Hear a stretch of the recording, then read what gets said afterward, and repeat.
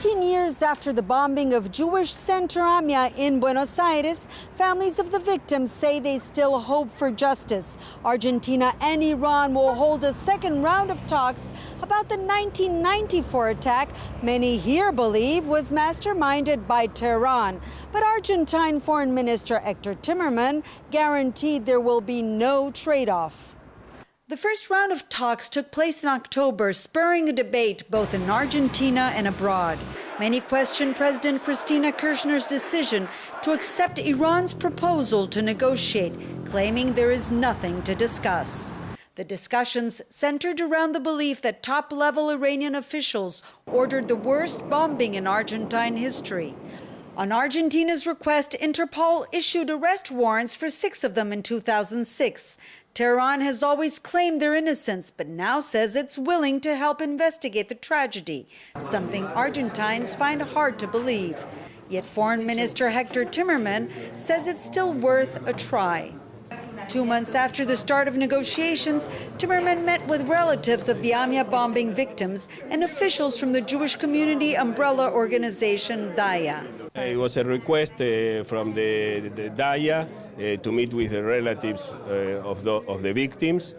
We accepted because we have nothing to hide, and we have a meeting with everybody who asked to have a meeting with me about the attack on the Amia.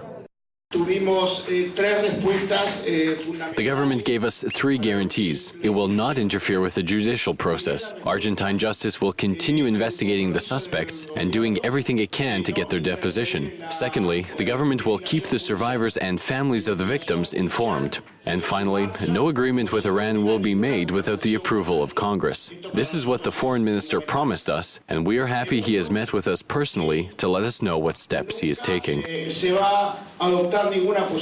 Sophia Guterman has been following the investigations ever since the car bomb exploded in front of the Amia building on July 18, 1994. Her daughter, Andrea, was found dead in the rubble.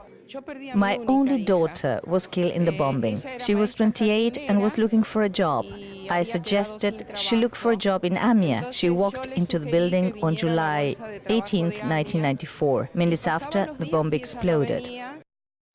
18 years later, victims of the tragedy are still looking for justice.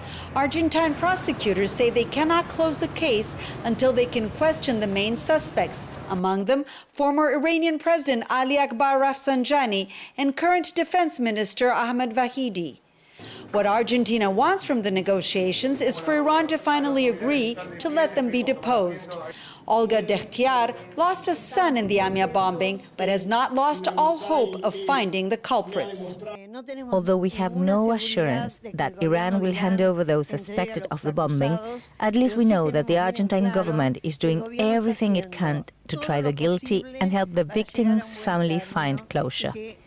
If the dialogue with Iran will work out or not, I don't know, but doing nothing is worse than not trying. The Iranians have already denied our requests in the past. We've got nothing to lose by trying to convince them to cooperate. Hector Timerman hopes progress will be made in the second round of talks. Hector Timerman did not give any details about the negotiations, nor did he give any guarantees of success. But he did point out that for Argentina, it is best to explore all solutions to find and try the guilty of the Amia bombing than do nothing but protest. Monica Yanakiew for JN1 in Buenos Aires.